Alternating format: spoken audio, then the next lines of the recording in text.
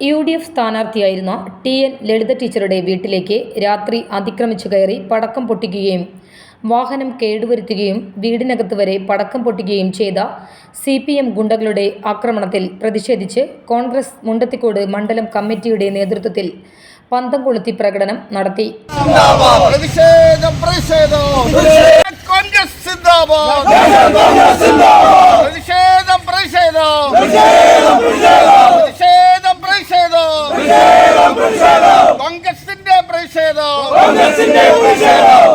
ടീച്ചറുടെ വീട്ടിലേക്ക്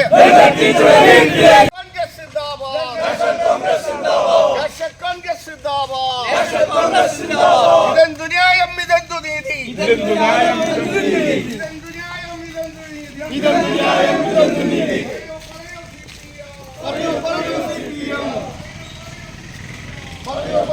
ഒറ്റയ്ക്ക് താമസിക്കുന്ന വിധവയായ സ്ത്രീയാണെന്ന് പോലും കണക്കാക്കാതെ ആക്രമണം നടത്തിയ CPM ഗുണ്ടകൾക്കെതിരെ കേസെടുത്ത് അറസ്റ്റ് ചെയ്യണമെന്ന് DCC secretary K. Ajith Kumar ആവശ്യപ്പെട്ടു.